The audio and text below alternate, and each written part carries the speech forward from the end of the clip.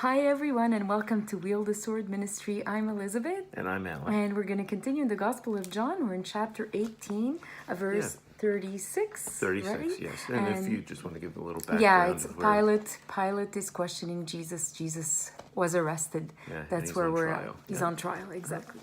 Jesus answered, "My kingdom belongs not to this world. If my kingdom were of this world, my followers would have been fighting to keep me from being handed over to the Jews. But as it is, my kingdom is not from here, of this world." His kingdom. He was supposed to set his kingdom here for the Jews. But he Exactly. knew it was not going to happen. His kingdom is of heaven right now. It's a So earthly kingdom versus a heavenly kingdom. Yeah. And right now, Jesus realizes the time is not right to be setting up his kingdom Exactly. here on earth. Is the initial hope was that the Jews would be receptive of him, and they weren't. and they weren't. Yeah. So anyway, he's before Pilate, and Let's continue. Pilate said to him, "Then you are a king?" Jesus answered, "You say it, for I am a king. This is why I was born, and for this I have come into the world, to bear witness to the truth. Everyone who is of the truth hears and listens to my voice." That is truth. So here Jesus he's proclaiming to Pilate that yes, I am a king. Yeah. He didn't pull any punches on that. Here he is on trial, and he's acknowledging before Pilate that yes, I'm a king, and I was born for that purpose. The Do truth. you think Pilate was necessarily threatened by that? You might have felt some sort, because Pilate was a people pleaser, and we'll see that and why. But yeah, I believe so. And it's hard to know exactly to get exactly into Pilate's head, but we'll get some different insights, and we'll point out different things, and his response wasn't necessarily at this point felt animosity towards Jesus, saying that he's a king, but he seemed to be more focused on the fact that Jesus was pointing out that he's the source of truth. Yeah. So he asked him about, well, what is truth? So anyway, Let's see. read on, and we'll see. Pilate said to him, "What is truth?" On saying this, he went out to the Jews again and told them, "I find no fault in him." So he's So here Pilate, and if it was only up to him, he would. and you had spoken that Pilate is acting like a people pleaser, Yeah. and Pilate's perception of Jesus is he's not guilty. Yeah. So what do you think he's going to do to please the let's people? see. He's saying that he doesn't see any fault in Jesus. We'll see what happens. "But it is your custom that I release one prisoner for you at the Passover. So shall I release for you the King of the Jews?"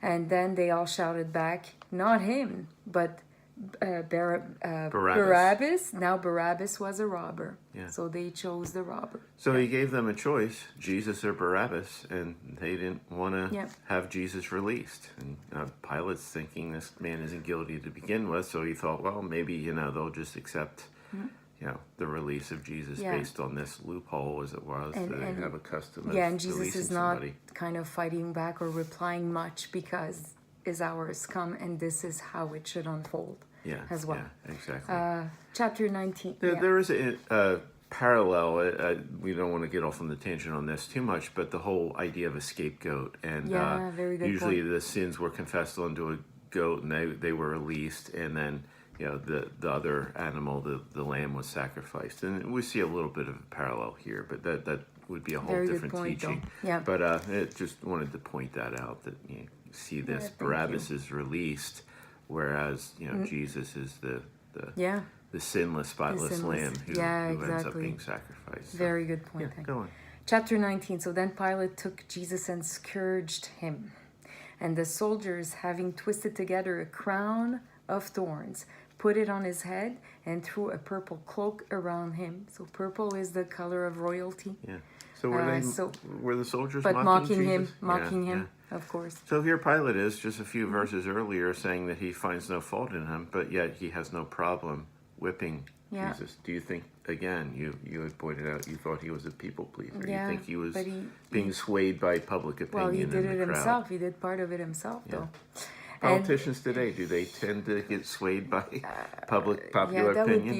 That would be a long Very, but in general, that's often seen, and Pilate's, no different. No different, right? And they kept coming to him and saying, "Hail, King of the Jews," means good health to you, peace to you. and they struck him with the palms of their hands, so mocking him. Mocking him and Yeah. hurting him, and yeah. Then Pilate went out again and said to them, "See, I bring him out to you so that you may know that I find no fault in him." So Jesus came out wearing the thorny crown and purple cloak, and Pilate said to them, "See, here is the man."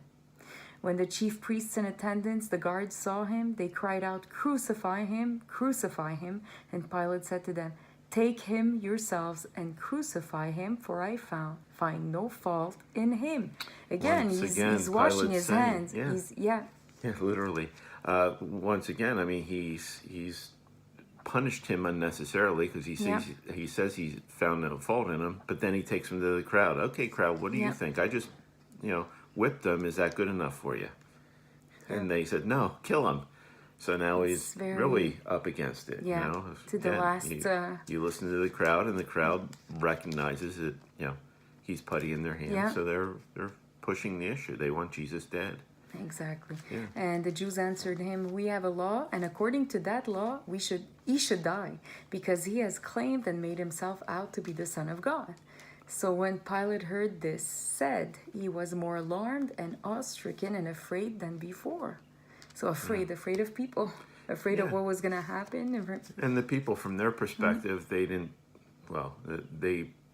didn't perceive Jesus to be God, so Jesus claiming to be God, they saw that as blasphemy, and they wanted to execute judgment against him, and they didn't want to be the ones to do it. They wanted to pass the buck to Pilate. So Pilate wasn't feeling comfortable about the situation either. That's true. He went into the judgment hall again and said to Jesus, "Where are you from?" But Jesus did not answer him. So he's more passive now. So Pilate said to him, "Will you not speak even to me? Do you not know that I have power, authority to release you, and I have power to crucify you?" Jesus answered, "You would not have any power or authority whatsoever against me if it were not given you from above. For this reason, the sin and guilt of the one who delivered me over to you is greater." So what he's telling him is like, it's God who orchestrated. If it wasn't for God the Father, you wouldn't even be in this position right now.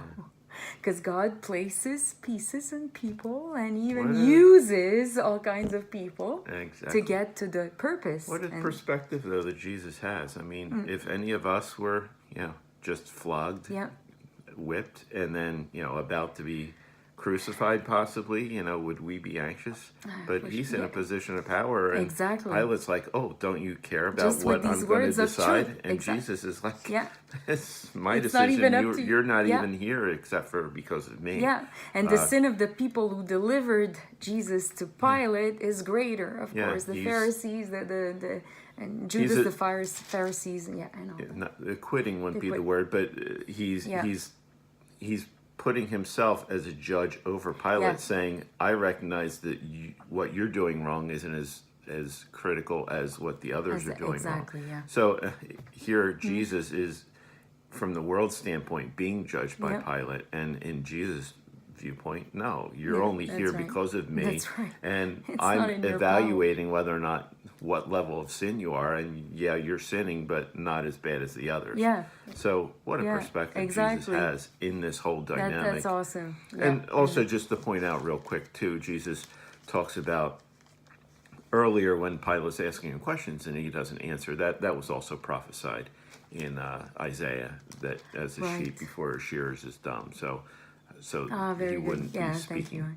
So Jesus could have obviously spoke forth in his defense on his own behalf and gotten himself out of the situation. But he did. No, he had a greater calling. What was that, sweetheart? Well, to go to the cross. Exactly, and to save the world. And upon this, Pilate wanted to release him, but the Jews kept shrieking, "If you release this man, you're no friend of Caesar. Anybody who makes himself out to be a king sets himself up against Caesar."